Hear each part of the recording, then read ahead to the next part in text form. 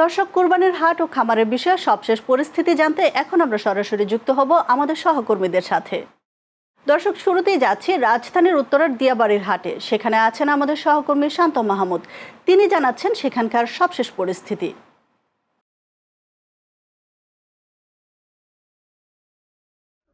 মালা, আপনি কিন্তু জানেন পবিত্র ঈদুল আজহার কিন্তু আর মাত্র অল্প কয়েকদিন বাকি রয়েছে। এর মধ্যে কিন্তু রাজধানীর যে অস্থায়ী পশুর হাটগুলো রয়েছে সেই পশুর হাট কিন্তু বসতে শুরু করেছে ইতিমধ্যে।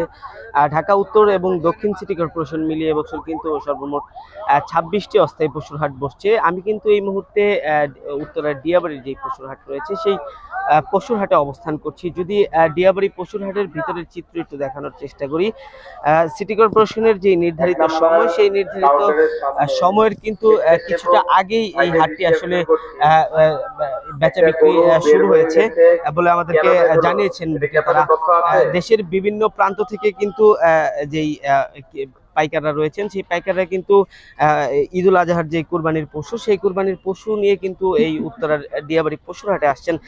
এছাড়া মালা, যদি আরেকটি বিষয় জানিয়ে রাখি, আমরা এই হাট কর্তৃপক্ষের সাথে কথা বলেছি। তারা আমাদেরকে জানিয়েছে পুরো হাটটি আসলে নিরাপত্তার জন্য সিসি ক্যামেরায় তারা মনিটরিং করছেন। এছাড়া তাদের নিজস্ব ভলেন্টিয়ার দ্বারা কিন্তু তারা আসলে এই বাজারটি আসলে পরিচালনা করছেন। আরো একটি বিষয় যদি জানিয়ে রাখি, আমরা জানি সিটি কর্পোরেশনের যেই নির্ধারিত সময় 24 তারিখ থেকে কিন্তু এই হাটের কার্যক্রম সম্পূর্ণভাবে চালু হবে বলে আমরা জানতে পেরেছি। মালা, এই ছিল উত্তরার ডিয়াবাড়ি পশুর হাট থেকে আমার কাছে সর্বশেষ। ধন্যবাদ শান্ত।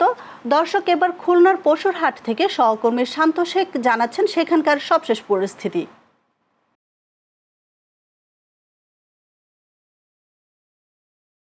ধন্যবাদ মালা। আমি আছি খুলনার সবচেয়ে বড় ও প্রধান কোরবানির পশুর হাট জোড়াগেটে।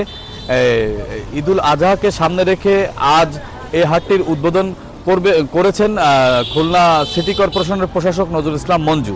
আমি আপনাদেরকে জানাতে চাই, খুলনায় যে হাট বসেছে তার মধ্যে এই হাটটি সিসি ক্যামেরা দ্বারা নিয়ন্ত্রিত ও আইন শৃঙ্খলা বাহিনীর পূর্ণ নজরদারি রয়েছে।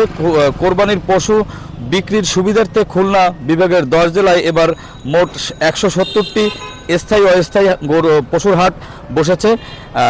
এর মধ্যে কেসিসি পরিচালিত নগরীর জোড়াগেট সহ 27টি হাট খুলনায় স্থাপন করা হয়েছে।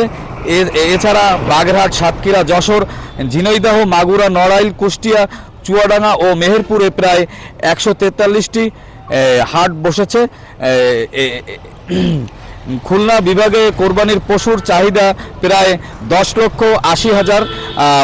খামারিরা ঈদকে সামনে রেখে 14,47,000-এর বেশি গরু পশু পালন করেছে। মালা, এই ছিল খুলনা থেকে খুলনা হাটের সর্বশেষ খবর। ধন্যবাদ শান্ত শেখ। দর্শক, এবার চাঁদপুরের গরুর খামার থেকে সবশেষ জানাচ্ছেন সহকর্মী মাসুম ব্যাপারী।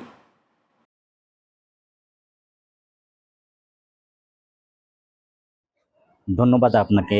ঈদুল আজহাকে কেন্দ্র করে চাঁদপুরের খামারিরা দেশীয় খাবার খাবিয়ে গরুকে মোটাতাজাকরণে ব্যস্ত সময় পার করছে।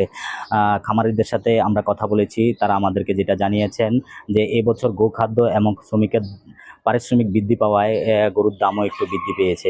তো সেই ক্ষেত্রে তারা একটু গরু বেশি দামে বিক্রি করবে বলে তারা আমাদেরকে জানিয়েছেন। তো খামারিদের মধ্যে একটা আশঙ্কা থেকেই থাকে যে শেষ সময়ে ভারতীয় গরু যদি দেশের বাজারে ঢুকে সে সময় কিন্তু দেশি গরুর চাহিদাটা অনেক কমে যাবে বলে তারা আশঙ্কা করছেন। সেক্ষেত্রে তারা অনেক ক্ষতির মুখে পড়বে বলে তারা জানিয়েছেন। তো আমি আপনাকে আরেকটি বিষয় জানিয়ে রাখি, চাঁদপুরে কিন্তু 75,248টি গরুর চাহিদা থাকলেও সেখানে প্রস্তুত রয়েছে 44,098টি গরু প্রস্তুত রয়েছে। সেখানে ঘাটতি রয়েছে প্রায় 9,148টি গরুর। তো আমরা প্রাণী সম্পদ অধিদপ্তরের কথা বলেছি, তারা আমাদেরকে যেটা জানিয়েছেন, চাঁদপুরে কিছু মৌসুমি ব্যবসায়ী আছে, তারা কিন্তু বিভিন্ন জেলা থেকে গরু কিনে আনে, সেটা কিন্তু চাঁদপুরের বিভিন্ন হাটে বিক্রি করে। তো সেই ক্ষেত্রে কিন্তু চাহিদাটা পূরণ হবে বলে তারা আশঙ্কা করছেন। তো এই ছিল আমার কাছে চাঁদপুর থেকে সর্বশেষ।